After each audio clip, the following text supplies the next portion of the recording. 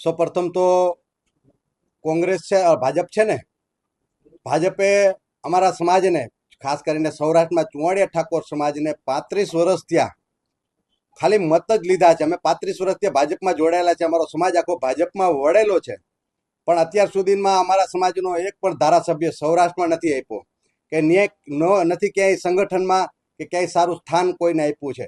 કેવલ ને કેવલ અમારા સમાજનું ખાલી મત જ લીધા છે.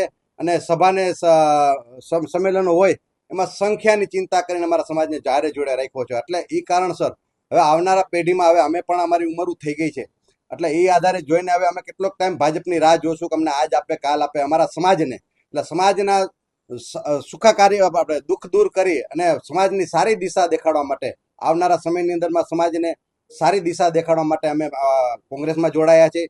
અને ભાજપમાં રહી અને રાજા બનવા કરતા અને ગરીબોના ઘરથી બેઘર કરી અને ગરીબોનું લોહી ચૂસવા કરતા કોંગ્રેસમાં રહીને ભીખ માગવી સારી, ગરીબો માટે દુઃખ અને આહુડા લુખવા સારા, એવું હું સમજુ છું.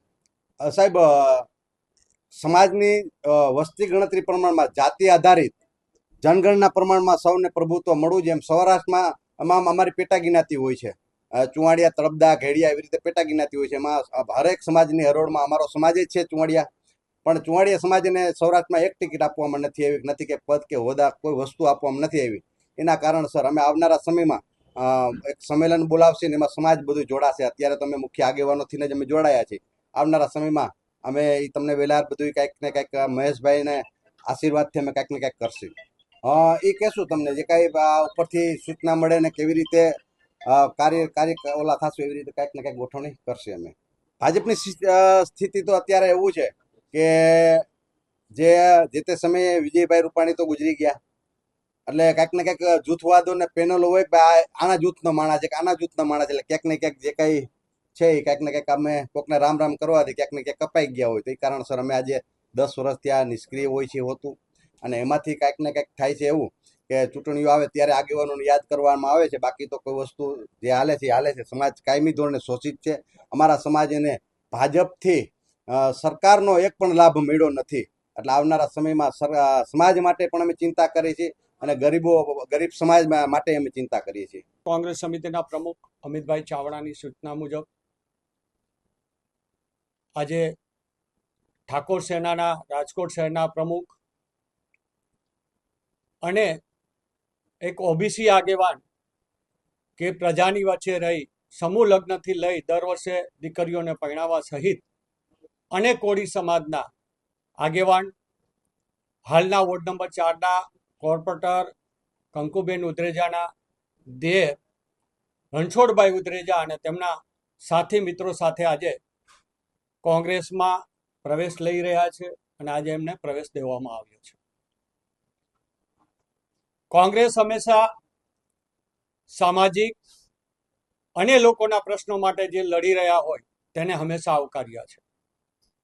ત્યારે ગુજરાત પ્રદેશ કોંગ્રેસ વતી રણછોડભાઈને અને તેઓના તમામ મિત્રોને કોંગ્રેસમાં હું આજે એમનું સ્વાગત કરું છું અને તેઓની જે સામાજિક જે કાર્યશૈલી છે એને કોંગ્રેસ આગળ વધારશે. લોકોના પ્રશ્નો સાથે રણછોડભાઈ હંમેશા રહ્યા છે અને આગળ પણ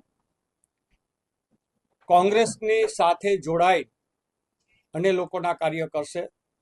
તે હેતુસર આજે ફરીથી હું કોંગ્રેસ વતી તેઓનું સ્વાગત કરું છું. આગળના દિવસોમાં આ જ રીતે જે ભાજપના અન્યાયથી અને આજે જે રીતે આ દેશની અંદર માહોલ થઈ રહ્યો છે, જે આપણા બાળકોનું ભવિષ્ય આજે અંધકારમય થઈ રહ્યું છે, ત્યારે લોકો હવે ધીમે ધીમે ભાજપનો અસલી ચહેરો છે એ જાણી ગયા છે અને આગલું ભવિષ્ય આપણા બાળકોનું શું હોવું જોઈએ અને કોણ આ દેશનું અને બાળકોનું ભવિષ્ય કરી શકે તેને ધ્યાનમાં રાખીને કોંગ્રેસમાં જોડાઈ રહ્યા છે.